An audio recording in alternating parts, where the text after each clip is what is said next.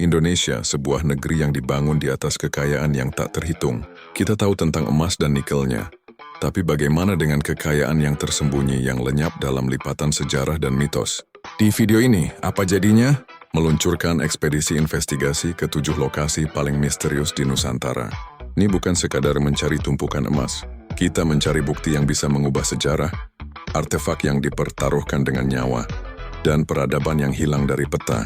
Kita akan membedah di mana harta karun ini seharusnya berada, bagaimana ia lenyap, dan mengapa hingga kini misterinya tak pernah usai. Siapkan diri Anda, karena kita akan memasuki batas antara fakta, fiksi, dan obsesi. Ekspedisi kita di titik pertama ini berfokus pada kekayaan yang hilang akibat 2 kekuatan besar, penjarahan sistematis dan bencana maritim. Harta karun di sini bukan mitos. Mereka adalah bukti nyata dari sejarah yang kini hilang dari kendali dan pandangan kita. Tahu harta karun emas Majapahit? Koleksi di balik dinding kaca investigasi dimulai dengan melacak harta Majapahit, sebuah kekayaan yang kini menjadi penanda pilu akan masa kolonial. Harta ini tidak hanya berupa kepingan emas, melainkan artefak bernilai historis dan spiritual. Patung dewa-dewi dari perunggu, perhiasan kerajaan dengan ukiran rumit, dan benda-benda ritual. Hilangnya harta ini sebagian besar terjadi melalui proses yang disebut pengambil alihan budaya atau penjarahan terselubung. Selama abad ke-19 dan awal abad ke-20, arkeolog dan pejabat kolonial Belanda secara aktif menggali dan mengumpulkan artefak dari situs-situs di Jawa dan Bali. Pengambilan ini sering dilakukan di bawah label penelitian, atau dibeli dari masyarakat lokal dengan harga yang sangat rendah, memanfaatkan ketidakpahaman atau kondisi ekonomi yang mendesak. Sebagian besar koleksi paling spektakuler dari Majapahit, termasuk benda-benda yang terkait dengan pusat kerajaan di Trouwland, kini tersimpan di Museum Nasional Etnologi, Rijksmuseum voor Volkenkunde, di Leiden, Belanda. Kehadiran harta ini di sana menjadi isu krusial dalam gerakan repatriasi, pengembalian. Ini bukan hanya tentang meminta kembali barang, melainkan tentang merebut kembali narasi sejarah dan identitas yang terpotong. Harta Majapahit yang hilang ini adalah simbol kedikdayaan yang terpisah dari akarnya. Sebuah kekayaan budaya yang seharusnya menjadi guru sejarah bagi bangsa kita, kini menjadi koleksi pasif di negeri orang. 2 harta karun kapal Flor de la Mar, kutukan emas Malaka. Titik eksplorasi kedua membawa kita ke dasar laut, tempat terbaringnya kapal Flor de la Mar, bunga laut. Kisah kapal Portugis ini adalah bukti nyata dari keserakahan yang berujung bencana. Pada tahun 1511, kapal ini berlayar dari Malaka setelah penaklukan brutal. Syarat muatan rampasan perang yang belum pernah terjadi sebelumnya dalam sejarah maritim Eropa. Muatannya mencakup emas batangan, perhiasan Kesultanan Malaka, mahkota berhias permata, dan benda-benda seni bernilai tinggi. Kapal tersebut karam akibat badai ekstrim di Selat Malaka, di perairan dekat pantai Sumatera. Tenggelamnya Flor de la Mar diyakini membawa serta kekayaan yang nilainya saat ini diperkirakan mencapai puluhan miliar dolar AS. Nilai fantastis ini menjadikannya salah satu harta karun kapal karam yang paling dicari secara global, memicu perburuan harta karun ilegal dan ekspedisi rahasia. Misteri utamanya kini bukan apakah harta itu ada, melainkan siapa pemilik sahnya jika ditemukan. Harta ini memicu sengketa hukum maritim yang kompleks. Portugal, sebagai negara bendera dan pemilik kapal. Indonesia, Malaysia, sebagai negara di mana kapal itu karam, dan sebagai pewaris Kesultanan Malaka yang hartanya dicuri.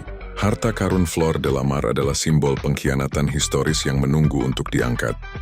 Namun penemuannya dapat memicu krisis diplomatik yang mendalam, membuktikan bahwa beberapa harta karun yang paling berharga justru membawa serta masalah yang paling besar.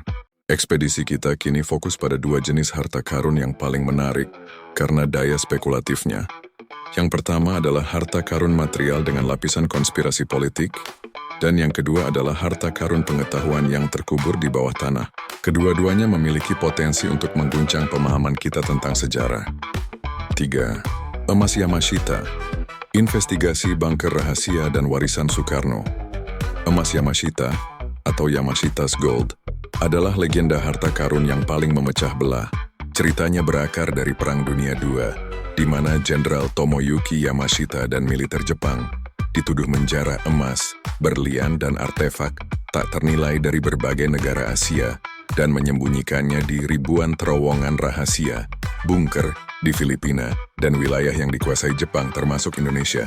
Misteri ini menjadi sangat relevan bagi Indonesia karena munculnya teori konspirasi yang mengaitkan harta tersebut dengan Presiden Soekarno.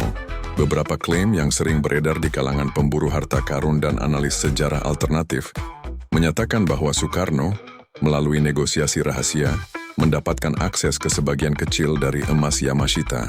Emas ini konon digunakan sebagai dana revolusi dan basis rahasia untuk pembangunan awal Republik Indonesia.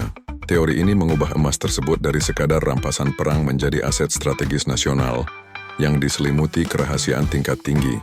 Di Indonesia, pencarian emas Yamashita telah menyebabkan obsesi dan bahkan tragedi. Para pemburu amatir sering mencari terowongan kuno di Jawa dan Sumatera, menggunakan peta dan rumor yang tidak terverifikasi. Konflik timbul ketika pencarian ini merusak situs arkeologi yang sah atau melibatkan penipuan besar-besaran.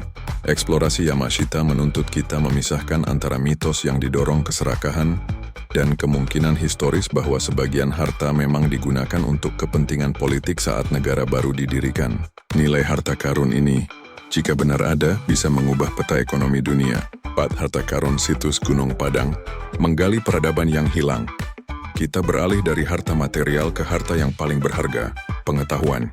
Eksplorasi kita memimpin ke situs Gunung Padang di Jawa Barat, yang bentuknya unik dan struktur batu megalitikumnya telah memicu perdebatan sengit dalam dunia arkeologi. Harta karun Gunung Padang bukanlah emas, melainkan waktu. Beberapa penelitian geofisika dan geologi mengklaim bahwa struktur buatan manusia yang tersembunyi di bawah permukaan jauh lebih tua dari yang diperkirakan, berpotensi mendahului peradaban besar seperti Mesir. Klaim ini menyiratkan adanya peradaban purba di Nusantara, yang memiliki kemampuan teknik dan organisasi sosial yang canggih ribuan tahun lebih awal dari yang tercatat dalam buku sejarah konvensional. Jika klaim ini terbukti, harta karun yang ditemukan di dalam lapisan-lapisan kuno Gunung Padang adalah pengetahuan tentang peradaban yang hilang. Ini bisa berupa artefak, ruang-ruang tersembunyi, atau bahkan sisa-sisa tulisan yang menunjukkan bahwa Indonesia, atau setidaknya Nusantara, pernah menjadi pusat peradaban manusia tertua di bumi. Penemuan ini akan memaksa dunia untuk menulis ulang buku sejarah dan menempatkan Indonesia sebagai pemain kunci dalam asal-usul peradaban. Eksplorasi di sini adalah perburuan harta karun intelektual yang menantang konservatisme ilmiah. Kedua titik ekspedisi ini menunjukkan bahwa harta karun Indonesia tidak hanya bersembunyi di kedalaman laut, tetapi juga dalam lapisan kerahasiaan politik dan lapisan bumi purba, menanti untuk mengubah pemahaman kita tentang masa lalu. Ekspedisi kita kini memasuki wilayah paling misterius di Nusantara, di mana harta karun tidak lagi berupa emas, tetapi berupa simbolisme, peradaban yang hilang, dan kekuatan non-material. Di sini kita harus menggunakan lensa investigasi yang tidak hanya berbasis sains, tetapi juga kearifan lokal. 5. Harta karun Danau Gunung Tujuh. Melintasi batas alam dan etika eksplorasi kita membawa ke Jambi, ke Danau Gunung Tujuh, sebuah kaldera yang dikelilingi 7 puncak gunung. Danau ini adalah pusat legenda harta karun yang unik. Bukan harta karun yang sengaja disembunyikan manusia, melainkan kekayaan berupa 7 permata atau emas yang dijaga oleh kekuatan alam dan spiritual. Misteri di sini adalah pesan moral. Harta karun ini dikaitkan dengan makhluk gaib atau harimau jadi-jadian yang menguasai hutan kerinci. Legenda ini berfungsi sebagai benteng kearifan lokal, yang secara spiritual melarang manusia mengambil kekayaan alam secara serakah. Harta karun ini mewakili keseimbangan ekologis yang harus dijaga. Siapapun yang mencoba mengambilnya tanpa izin spiritual diyakini akan menghadapi kutukan atau bencana alam. Bagi tim investigasi, harta karun Danau Gunung Tujuh menantang hukum properti dan ilmu geofisika konvensional. Kita harus mempertimbangkan bahwa harta ini mungkin tersembunyi secara geologis, tetapi narasi yang melindunginya begitu kuat sehingga menghentikan perburuan. Eksplorasi ini adalah studi tentang bagaimana mitos dan legenda telah menjadi sistem keamanan lingkungan paling efektif di Nusantara selama berabad-abad. 6. Kerajaan Gaib Saranjana mencari peradaban yang hilang dari peta. Kita pindah ke Kalimantan Selatan, menyelidiki salah satu misteri urban paling abadi, Kota Saranjana. Harta karun di sini bukan hanya artefak, melainkan peradaban utuh yang konon sangat maju, modern, dan kaya, tetapi sepenuhnya hilang dari peta dan pandangan mata normal. Eksplorasi Saranjana harus mengandalkan kesaksian anomali dan cerita lisan. Kita telusuri laporan-laporan dari pelaut, tentara, dan penduduk lokal yang mengaku pernah melihat kota yang tiba-tiba hilang, atau menerima pesanan barang mewah dari penduduk kota misterius tersebut, dibayar dengan emas atau mata uang yang aneh. Saranjana menantang pemahaman kita tentang realitas fisik. Jika kota ini ada, harta karun terbesarnya adalah pengetahuan tentang dimensi atau teknologi tersembunyi yang memungkinkan peradaban untuk eksis di luar lingkup deteksi modern. Keberadaan kota ini menarik para pencari spiritual yang percaya bahwa ada peradaban yang lebih unggul, yang memilih untuk tidak berinteraksi dengan dunia luar yang dianggap serakah atau kurang beradab. Pusaka kerajaan kuno yang dijaga energi. Harta warisan spiritual eksplorasi terakhir kita adalah yang paling halus dan sulit diukur. Pusaka kerajaan kuno. Ini adalah keris, tombak, mahkota, dan benda-benda ritual lain dari kerajaan-kerajaan seperti Mataram atau Sriwijaya. Pusaka ini adalah harta karun karena nilainya yang non-material. Benda-benda ini dipercaya mengandung energi spiritual yang ditanamkan melalui ritual atau oleh leluhur. Pusaka ini berfungsi sebagai simbol legitimasi kekuasaan. Siapa yang memilikinya, memiliki otoritas spiritual atas suatu wilayah. Bagi raja di masa lalu, kehilangan pusaka jauh lebih fatal daripada kehilangan seluruh simpanan emas. Pusaka sering dijaga di lokasi keramat, gua, puncak gunung, kuil tersembunyi, dan hanya dapat diakses melalui ritual khusus dan niat yang murni. Ini memastikan bahwa harta ini tidak jatuh ke tangan yang serakah atau tidak berhak. Eksplorasi ini mengajarkan bahwa di Nusantara, kekayaan sejati berakar pada integritas spiritual dan warisan leluhur. Setelah menjelajahi 7 titik harta karun, ekspedisi kita harus menghadapi kesimpulan yang sulit. Obsesi terhadap harta karun ini seringkali membawa bencana, kekacauan perburuan liar, pengkhianatan, dan perusakan situs arkeologi. Harta karun Indonesia adalah cerminan dari kompleksitas sejarah kita sendiri. Pertanyaannya bukan lagi, di mana hartanya, tetapi apa yang kita pelajari dari pencarian ini. Kita belajar bahwa harta terbesar Indonesia adalah kearifan lokal untuk menjaga apa yang ada di alam dan pengetahuan tentang asal-usul peradaban kita. Kisah ekspedisi ini baru permulaan. Kita telah menggali sejarah. Kini saatnya kita menggali skenario masa depan.